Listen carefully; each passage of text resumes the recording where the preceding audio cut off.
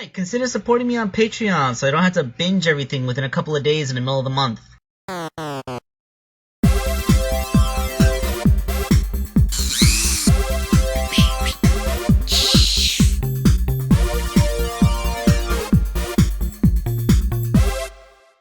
Alright, this is a commission for FA user Ipequey. It is Ipequey. It's another fan character named after the guy's internet persona.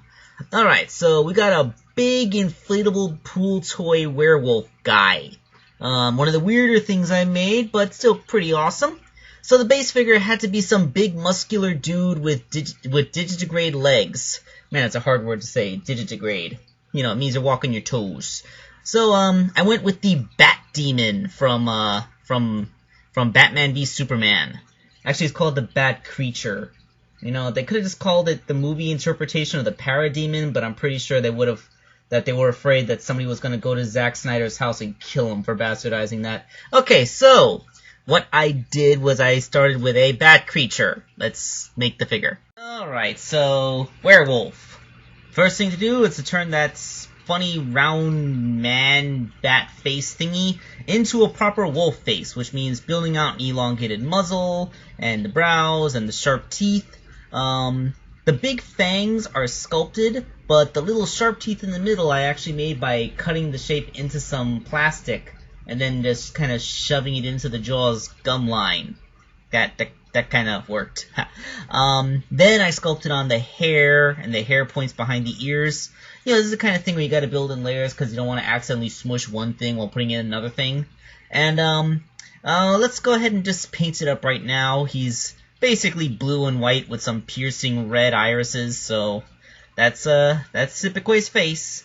Now, let's move on to modding the body. And this was a particularly big job. By the way, I seriously hate that paint. That Testor's blue is crap. Does not paint evenly for the life of me. So, Ipequey has quite a lot of points on his back. Actually, from the back, he almost kind of looks like Bowser. I also sculpted in his little pot belly, along with the little nozzle where you would inflate him. I'm guessing that's where it is. It's not the worst place to put your inflation nozzle. Yep. Let's see. I cut off that little pointy thing on the figure's tricep and sculpted a smooth muscle there. And then I sculpted in the little hair points on his elbows and the backs of his knees, or the backs of his heels, because, you know, digitigrade. Now, as for the feet themselves, I had to make a practice foot using Super Sculpey, because, you know, it doesn't self-harden. And I realized that this would use way too much material. It probably would completely drain my reserve of epoxy. So what I did was I filled in the volume with the Super Sculpey and just hardened that, and then put on a veneer of epoxy. Kind of like when I made Hydro the Water Hog. Remember him? So yeah, this allows me to make a much bigger, sturdier foot without wasting a whole bunch of relatively expensive material. I used a similar technique on the tail, except inside of this is a loosely compressed aluminum core. This was to decrease the weight, of course, because, you know, this big old tail that doesn't actually touch the ground would completely throw the figure off balance.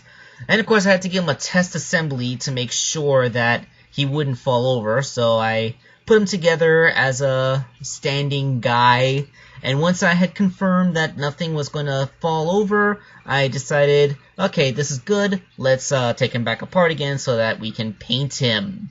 And the paint, it still doesn't look good. I used so many coats. In some places I tried to use 3 coats, but this stuff is just impossible to work with. Like, it wants to be thin in some places and thick in the others, and like, I tried thinning it with water, I tried painting over, but like, painting over only seems to move it around, it doesn't seem to actually fill anything in. Like, no, this paint sucks. Although I guess it does kind of capture the look of stretched out, inflated, plasticky rubber stuff, I suppose. So let's see the figure completely assembled. Do I have any Digimon fans out there? Cause, I'm kind of getting a Where Garurumon vibe from this guy. I mean, kind of seeing it. Like, I think it's all the blue. Except this guy's not wearing, like, you know, pants. But still, pretty awesome. You know, like, that's pretty good.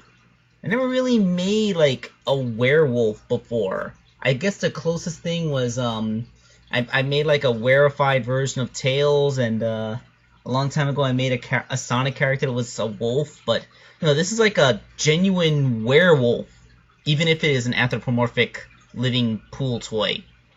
Anyway, he is 7 inches tall, so he's impressively loomy, and, I guess that's all I have to say. This is Wake Angel 2001, signing off.